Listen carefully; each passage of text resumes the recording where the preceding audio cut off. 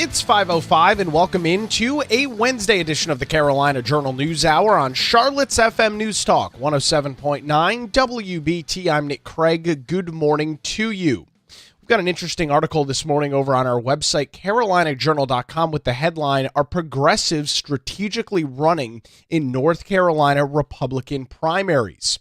This is all because of a Durham area Republican candidate for the state legislature that has garnered national attention for her lengthy Democratic voting record and positions that some in the area say do not align with traditional GOP or Republican values. But experts say that there is little to be done about it given the state's commitment to holding open primaries. The individual whose name is Lashika Alston is the sole Republican running for the state's Senate District 22 seat. That is in Durham, went viral in December after social media posts highlighted what critics said were her dubious conservative credentials. Alston, who has been a registered voter in Durham since 2004, voted in 3 previous Democrat primary elections before switching to the Republican Party to vote in Durham's municipal elections in October of 2025.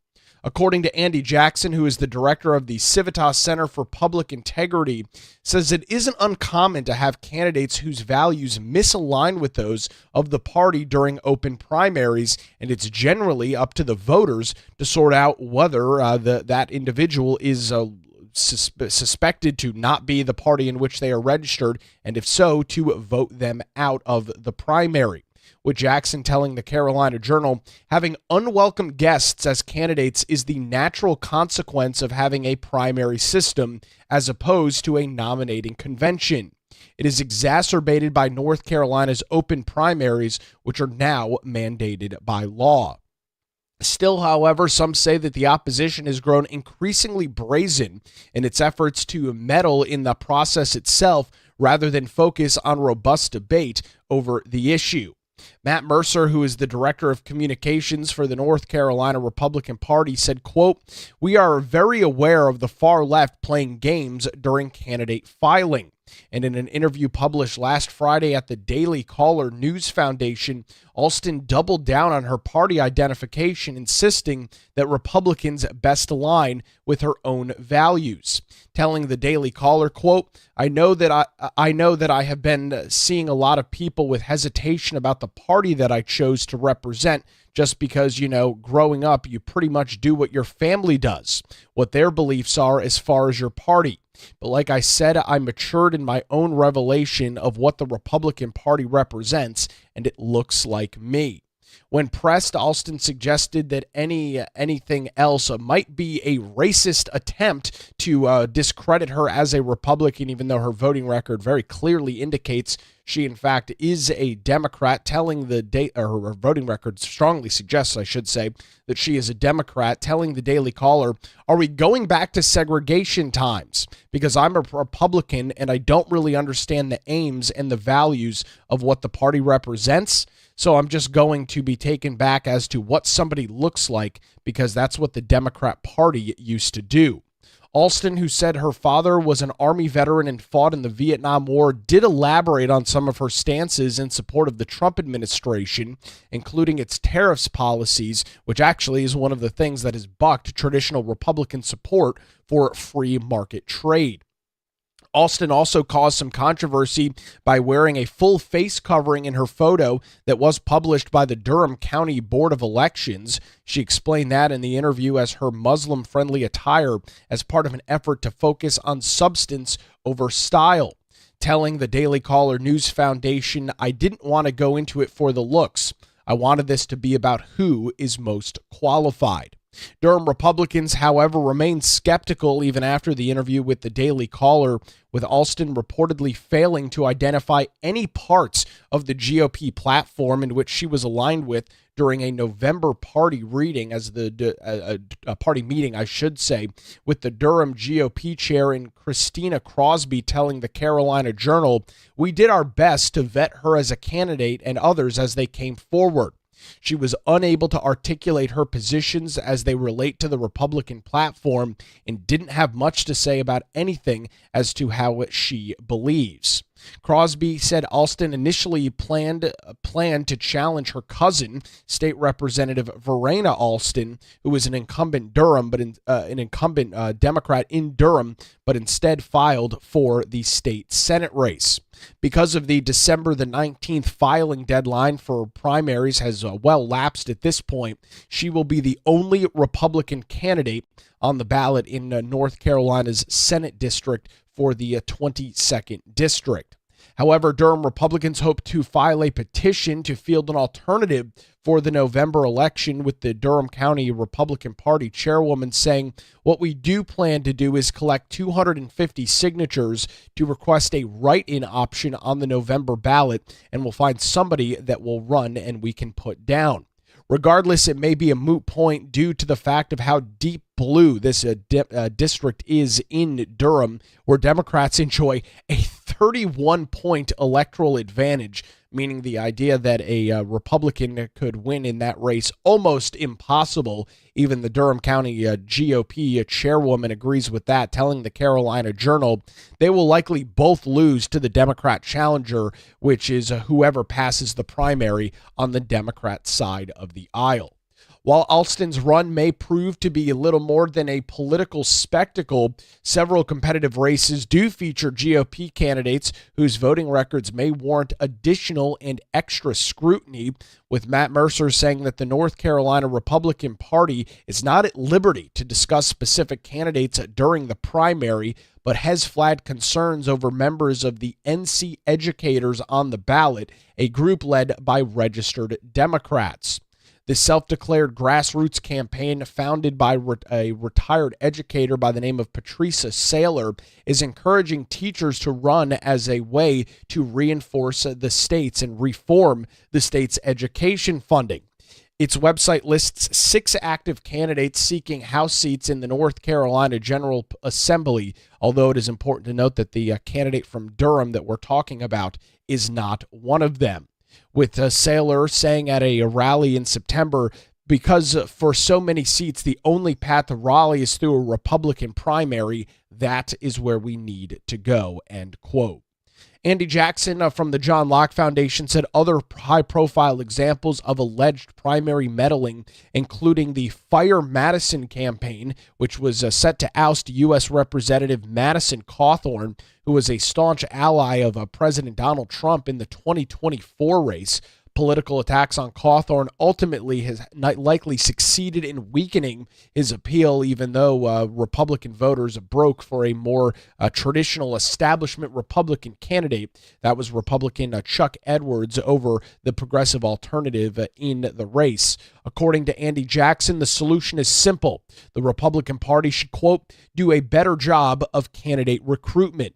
He conceded that the situation was different in deep blue districts like the one that we're talking about in Durham this morning, where elections may be statistically improbable, if not impossible.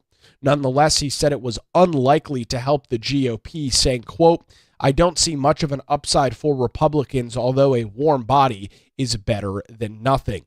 Meanwhile, for opponents who use the primary to push so-called fake Republicans into competitive races, the upside remains clear, with Andy Jackson saying while they will not win, it could make those incumbents use resources that they otherwise would have used in preparation for the general election.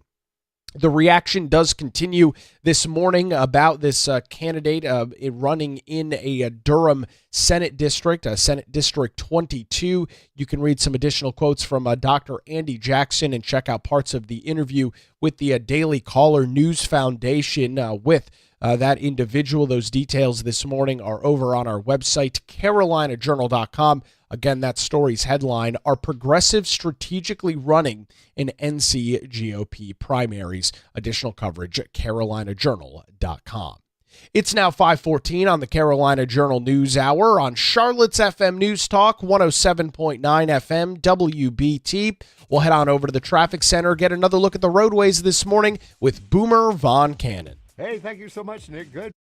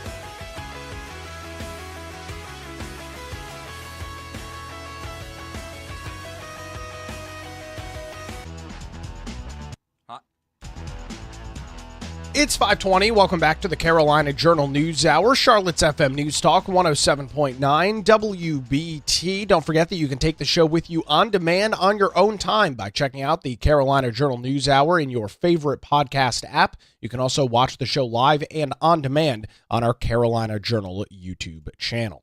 Every month here in North Carolina, the Council of State meets. That includes individuals like the governor, the secretary of state, the auditor, labor commissioner, individuals that you may have seen on a statewide ballot back in 2024. That is what makes up the North Carolina Council of State. As we kick off the year here in 2026, they did hold a meeting this week, and a lot of the conversation still surrounds the lack of a full budget from the North Carolina General Assembly. That's something that we've been covering very closely here on the Carolina Journal News Hour and over on our website, carolinajournal.com, to walk us through the latest out of the Council of State as it relates to the budget. Teresa Opeka, carolinajournal.com, joins us on the News Hour. Teresa, throughout the summer of last year, we were kind of waiting to see would the General Assembly, the House and the Senate, Republican leadership there get together on a full budget. That did not happen. Here we are, first couple of weeks of 2026. No idea exactly what that's going to look like. And now the Council of State's chiming in. What did you learn from their meeting this week? Yeah, good morning, Nick. Thanks for having me. So yeah, the long overdue budget, in fact, the only state in the nation that did not pass a budget last year, as we've been reminded by Governor Stein and others, really is impacting quite a few state agencies. We did hear from Secretary of State Elaine Marshall at the Council of State meeting on Tuesday, who said, her agency's workload has more than doubled since 2017, but her staffing level stayed about the same. And she has called on legislators since 2023 to give more funding for her department, who she says is either the second lowest or the last worst funded, as you will, I mean, not her words, but the lowest funded agency of all agencies in the state for all the work that they're doing. They get all these entrepreneurs, new business owners coming in, filing, filings for new businesses, all this work. As she said, it's more than doubled since 2017. And they're facing a real crisis. She said it's no longer a challenge. It's a risk at this point. And the issue is not a partisan issue. It's not Democrat, it's not Republican. It is strictly an issue that first, basically probably burnout for her employees. And we did hear from others as well. But yeah, so they are calling renewed calls to pass a budget in the General Assembly. Teresa, we do have a statute here in North Carolina, or I should say a legislation law that's on the books that in which the state does not shut down. We saw federal government shut down last year. The state of North Carolina doesn't have that. Maybe a little bit of a blessing and a curse, because if there is no budget, which is, you noted, North Carolina is the only one in the nation to have not passed one in 2025, the government continues to operate, but it's at previous year levels. So as offices expand, as you noted with the Secretary of State, CNBC's ranked North Carolina, the number one state for business 3 out of the last 5 years. People are opening businesses, a lot more work coming out of the Secretary of State and other agencies here across the state of North Carolina. So they're funded, but Teresa, that funding level is from years past, meaning no growth, no expansion, no bonuses, no additional salaries unless we get a new budget out of Raleigh. Right. So yeah, the General Assembly, they've been operating without a full biennial budget, new budget, since July 1st. So as you say, they have a budget to fall back on. It's a good thing in a way, maybe for giving a little leeway. But when you're talking about being months overdue, it's not such a great thing. Other states, like I think Pennsylvania was the last state before North Carolina to pass its budget. They don't have a biennial. So they run out of money. They run out of money, much like other states too. So North Carolina is unique in that fact they had the full biennial budget, but it is creating a lot of headaches for all these different agencies. You also had Insurance Commissioner Mike Causey talk about that as well, and Governor Stein, who has been pushing for, more teacher pay, more state workers need better pay rates, all of that, because they are, they're having the same pay as they had before. There's been no pay raises because, a new budget hasn't been passed. And Teresa, what makes this even a more interesting discussion, and we've talked about this a lot, is this is a Republican versus Republican dispute. Republicans hold the majority in the North Carolina House. They have that same majority in the North Carolina Senate and appears to be at very high levels of both of those chambers. There is some disagreement over how things are set to be handled. It appears that a lot of it has to deal with some triggers as it relates to continued reductions in both personal and corporate tax rates. Do we have any idea now here in 2026, lawmakers will be making their way back to Raleigh over the next couple of weeks, that they will take on this some of these calls from people like Elaine Marshall and Governor Josh Stein, or can they continue to coast on this previous year budget, seemingly all the way up until the next General Assembly is sworn in, which would happen sometime in early 2027? Yeah, that is a very good question. That remains to be seen if they're going to keep coasting or they will do something about this. You had Governor Stein, and the Human Health, DHHS, Health and Human Services, make a big push for, more Medicaid rebase funding. They kept pushing, saying we're going to run out of money. But, the legislature said, no, you've got enough money till April. Well, now it's January. So are they going to take a look at that before April? Are they going to go in there with a budget, or are they going to do what they've been doing, little mini budgets, if you will, where they pass a few measures and keep chugging along, but it's not a full budget. It's not a budget where you're going to see salaries being increased or maybe Medicaid rebase funding. But that is definitely a good question. Remains to be seen. We've heard no rumblings whatsoever. We'll just have to, tune in and find out when they have their next meeting. And you talk about those mini budgets. That is what we have seen, and some agencies have seen some increases. We saw back with the DAVE Act and some of the changes, and over at the state auditor's office, there has been some increased funding there as some of the roles and responsibilities shift. The Board of Elections, now some of those appointment authorities, this new DAVE Act, which gives some higher authority to the auditor's office. So it seems like some agencies are being taken care of, but we're hearing from others that maybe they feel like that maybe the love is not being spread around, Teresa, to every member of the council at state. Yeah, it sure sounds that way. They need to, share the love a little further in some of these other agencies. That's for sure.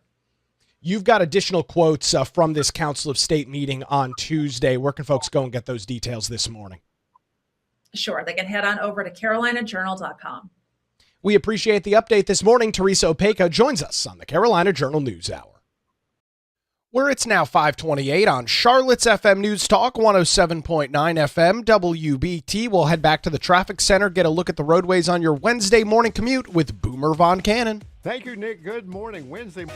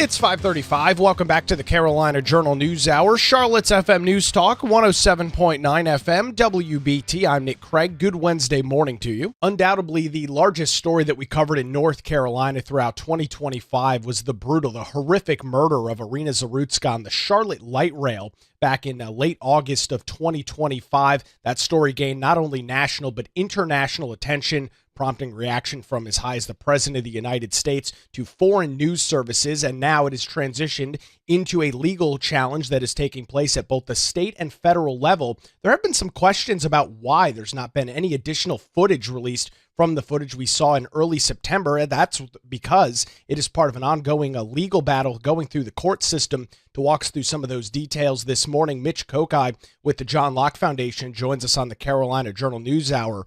Mitch, there is some level of video. The murder happened in late August, but it wasn't until a couple of weeks after that surveillance footage from CATS, the Charlotte area transportation system, started making its way around the internet, that this story exploded and I would argue became our largest story in 2025. What's the latest that you're following in the courts over additional footage from that brutal night in late August? Well, you're exactly right, Nick, that the footage that we saw that came from CATS itself was what turned this story into, from a local crime story that would have had some coverage, into this national and international story that we've seen. But the footage that we've seen so far came from the light rail system itself. We have not seen body cam footage from officers who were involved in this case, nor have we heard from what I could tell, the 911 calls that are related to this that are in the possession of the Charlotte-Mecklenburg Police Department. Now, in October, a couple of months after Irina Zarutska's killing, WSOC television went to the court and said, hey, we'd like to get access to this footage. Other media outlets, I'm sure, would be interested also as well. But at this point, we know of one television station that had actually put in a formal request. And then we didn't really hear much about it until much later. And then just this week, a state court judge dealing with the murder charge in this case held a hearing to deal with the release of body cam footage and basically took a couple of steps. In the first case, Irina Zarutska's family had said that they didn't want the media to have access to this footage, but they wanted to be able to get access to the recordings. And the judge said, yes, the family can have access, but no release to any third party. So the family itself could look, but that would be it. But then in a second hearing, the family dropped their request that the media not have access to it, as long as the family members could also be able to give this video footage to a third party. And the judge at the state level said that WSOC could have access to the footage. What was going to happen was that, as had been put forward as an option by the Charlotte-Mecklenburg Police Department, the TV station could look at the footage and then make a request for what they wanted to have released. And then the police department could make that happen. Well, within the same day that the state court made up its decision that WSOC could have access to this material, DeCarlos Brown, who's the defendant in this case, the one who appears to be on the CATS video footage stabbing Irina Zarutska, his attorneys went to a federal court, which is also involved in this case, and has a federal charge on which he's been indicted that could ultimately lead to the death penalty. Yeah. In this case, the lawyers went to federal court and said, hey, we have an emergency motion for you to block CMPD from releasing this information because it could prejudice our client's case. And within the same day, so we've had the state court hearing, then an emergency motion to the federal court, and then on the same day, a federal magistrate judge's ruling, Judge David Kiesler, came out and said, yes, I'm going to have a preliminary order here that says that there should be no release of any of this footage to the television station. And I could change my mind based on other things that come forward. If someone puts forward a compelling argument about why this should happen, I could change my mind. But for now, there's going to be no release of this footage based on the request that was put in by DeCarlos Brown's lawyers, who say that this case has had such national attention that any release of this footage could prejudice his case. He is, as we said, he's facing murder charge on the state level, but also facing a federal charge because this took place on a light rail line that gets federal funding, and that charge on the federal level could make him eligible for the death penalty. So for now, unless we see anything further, that this footage will remain in the custody of Charlotte-Mecklenburg Police Department and will not be released to anyone else, including any media outlets. You know, Mitch, and this is interesting. We had typically, or I shouldn't say typically, we have seen this from time to time, not even here in North Carolina, but across the country with these very high profile cases. Most of the time, it does unfortunately happen to be a murder in which the case rises to this level of national or international prominence, as we saw with the killing of Irina Zarutska in Charlotte back in the late summer of 2025. So we've got kind of the both angles here. Obviously, the public is interested in this, Mitch. It was a huge story throughout the state. Remains to be one right now. They want to see, obviously, as much information. But on the flip side, you do have to protect the legal proceedings that are going to take place. You need to have a jury pool that isn't potentially tainted. And that's, of course, going to be hard with the insane amount of coverage that this got. Mitch, you follow a lot of legal challenges here and a lot of cases in North Carolina. Is this something that is pretty bog standard with a case that is this high profile? It's going to be very interesting to see what ultimately happens with this footage, because remember, we have seen footage of the actual stabbing that didn't come from the law enforcement footage, and it's not entirely clear what we're going to see if we end up seeing anything from the law enforcement footage, because that would be from the arrest, from the efforts to get DeCarlos Brown and get him into custody. So it remains to be seen how that could affect the court case. But certainly at this point, his attorneys don't want to see any of this released because they think that there's at least the chance that it could cause prejudice for his case. We also have the factor in North Carolina that you have to take into effect that these records are not considered quite public records. It's not the case of this is a public record, you release it, and the only reason you wouldn't release it is if there's a compelling reason to do so. These are documents or records that are kept by the law enforcement agency, and there has to be a reason put forward why they should be released. And so family members, people who are on the footage, people who are defendants who would like to use this material to help them in their defense, they generally can get access to this material. But in terms of anyone else from the public, including members of the media, getting access to these types of records, it really is, in many cases, up to the discretion of the judge and whether the judge thinks this is going to be something that will be prejudicial, whether the public's right to see this outweighs that, whether there's not likely to be much prejudice, and if so, does the public's access to this material outweigh that? It really is a part of North Carolina's legal history that's still in many ways being written, which I guess shouldn't surprise us too much, because having the body cam footage is still something that's not too deep into our past. I mean, we've only been dealing with this for a matter of years rather than decades. And so a lot of this is still being written. Mitch, let me end on this, and you brought up the public record side of this. If you wanted to request the public records of a county commissioner and city council, typically that stuff is turned over in a relatively expeditious manner. As you're mentioning now, maybe things are a little bit different. Is that because we're dealing with a law enforcement agency and ongoing pending legal challenges and trials? Is that where the distinction draws, as CMPD is in fact a taxpayer-funded public entity that exists here in North Carolina?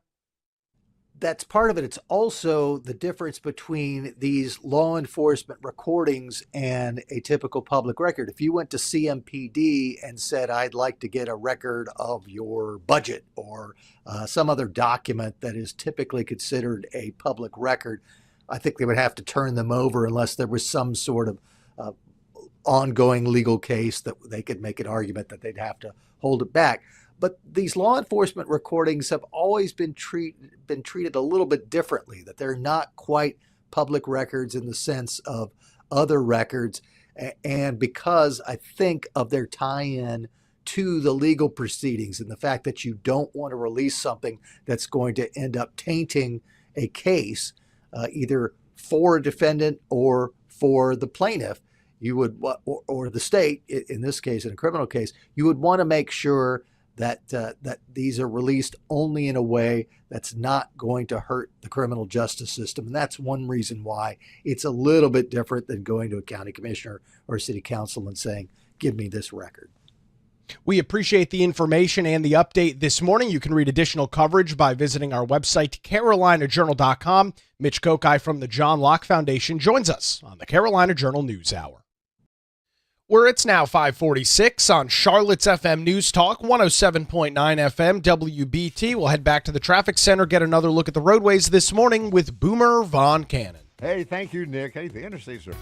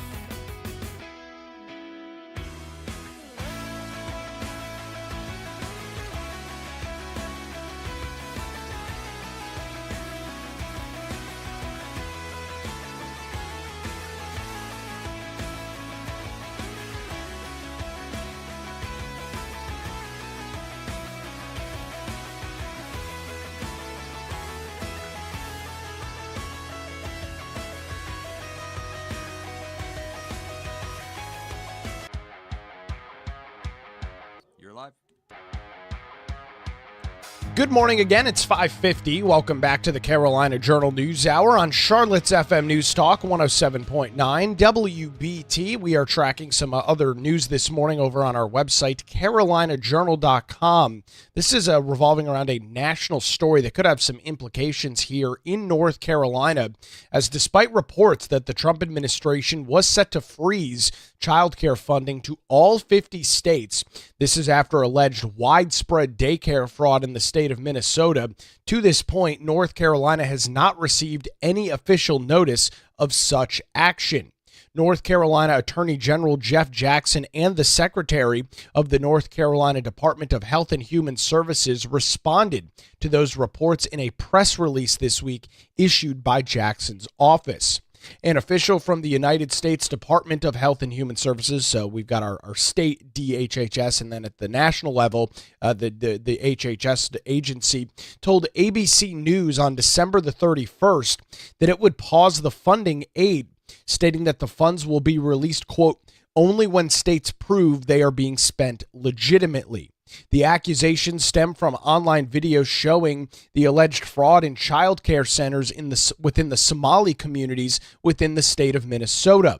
Other reports state that investigators found fraud schemes masquerading as daycare centers, medical providers, food assistance programs, as well as other alleged state programs, purportedly taking billions of dollars, tens of billions of dollars worth of money in federal funding. State officials, including Democratic Governor Tim Walz, have denied the accusations. However, the two-term governor and vice presidential candidate with Kamala Harris in the 2024 presidential election announced on Monday that he would not be seeking re-election. And while he admitted it was not because of the fraud scheme, it's hard to look at another major story that could cause him to drop out of this race, with Minnesota Republican lawmakers saying that his decision does not leave him off the hook for the scandal. Back here in North Carolina, Attorney General Jeff Jackson said in the press release, if fraud is discovered here, we will pursue it aggressively and make sure those responsible face consequences. That's what our fraud prosecutors do every day. When people steal taxpayer monies, they're stealing it from kids and families. We have zero tolerance for it, and we'll use every tool we have to stop it. End quote there from the North Carolina Attorney General. The Child Care and Development Fund, known as the CCDF, is the federal grant program which is administered by the Federal Department of Human Services, helps low-income families pay for child care. States use the funds to reimburse child care providers, subsidize care costs for eligible families, and ensure basic safety and quality standards are met. Jackson also noted that North Carolina issues subsidy payments to child care providers after attendance is submitted, as well as an HHS announcement on Monday that it would be rescinding a series of Biden-era child care rules that require states to pay providers before verifying any attendance does not pertain to the process and how that plays out here in North Carolina. The Child Care Development Fund requires states to have monitoring and reporting processes that are aligned with federal funding compliance inspections, including subsidy compliance training for child care providers, random monitoring visits, reviewing attendance and or arrival or departure records or logs, targeted technical assistance, investigations for reported cases of fraud, and corrective action plans to support providers with compliance. The North Carolina Department of Health and Human Services Division of Child Development and Early Education also works closely with the Office of the Internal Auditor within the NCDHHS to establish and enforce additional measures to identify and find occurrences of fraud where they may exist. DHHS said in a press release, our priority is making sure North Carolina children and families have access to care and resources that they need to thrive. We are committed to strong oversight so child care dollars are used appropriately and reach the families that they are intended to support. We are looking closely with our federal partners to protect funding and to minimize any disruptions for children, families, and providers. The North Carolina Department of Justice included in a press release that any complaints or concerns about potential fraud can be filed by calling a state number to report. That is 800-859-0829. Or those complaints can also be emailed or sent directly to the North Carolina Department of Justice. We've got links on this story, which includes some of the information here from Attorney General Jeff Jackson and that contact information, those details over on our website this morning. CarolinaJournal.com, the story's headline, NC officials say no notice of federal child care funding freeze. We'll continue to track this story as it continues to unfold, as that fraud story in Minnesota does remain and does continue to get major headlines across the nation. As you may have seen earlier this week, Minnesota Governor Tim Walz, who announced back in September of 2025 that he would be seeking a third term as the governor of the state of Minnesota, announced in a press conference on Monday that he would in fact not be moving forward with running for a third term. Claimed that he was going to spend his time trying to clean up the fraud situation that seemingly exists within his state, and he would not be taking time away from that very important effort to campaign, even though he just ran for vice president back just a couple of years ago. This story continues to have major impacts, not only across the state of Minnesota, but across pretty much every other state as well. We'll continue to follow the impact here across the state of North Carolina over on our website, CarolinaJournal.com. That's going to do it for a Wednesday edition of the Carolina Journal News Hour. WBT News is next, followed by Good Morning BT. We're back with you tomorrow morning, 5 to 6, right here on Charlotte's FM News Talk 107.9 WBT.